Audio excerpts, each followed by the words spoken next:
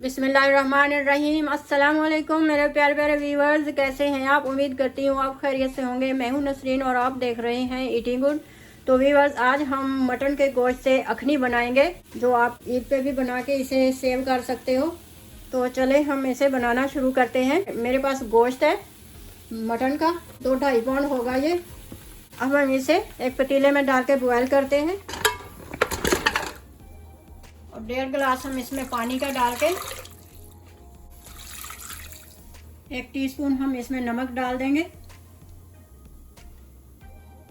और इसे हम बॉयल करेंगे। जब बॉयल हो जाए तो हम इसका पानी खुश्क कर लेंगे। तो मिलते हैं फिर आधे घंटे के बाद। तो व्यूअर्स, हमारा ये गोश्त गल गया है।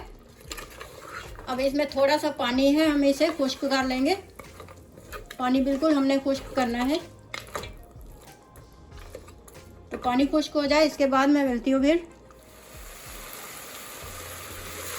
तो व्यूअर्स, हमारा पानी बिल्कुल खुश्क हो गया है। ये देखें, गोश्त ने अपना ऑयल छोड़ दिया हुआ है। अब हम इसे ठंडा कर लेंगे।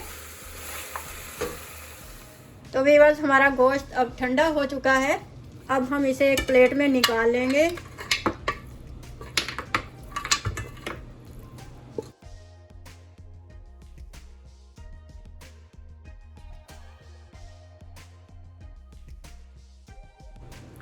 अब हम गोश्त को इस तरह से तोड़ लेंगे, इनकी हड्डियां अलग कर लेंगे।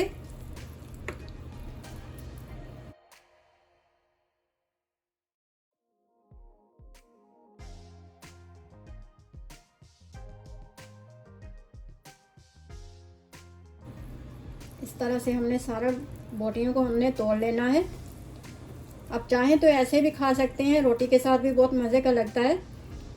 अगर रोटी के साथ खाना, थोड़ी सी काली मिर्च भी डाल लें और ऐसे ही खाने, बहुत ही मज़े का लगता है। तो व्यूअर्स, ये देखें, मैंने सारी बोटियों को तोड़ लिया इस तरह से। अब हम क्या करेंगे कि हम फ्रीज़ करने के लिए इस तरह के एक शॉपर बैग लेंगे, इसमें डाल देंगे।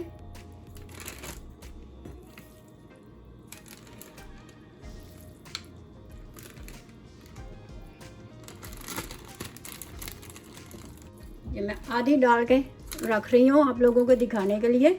इस तरह से बंद करके आप फ्रीज़ कर सकते हो। फिर जब पकानी हो तो निकालें और पका लें।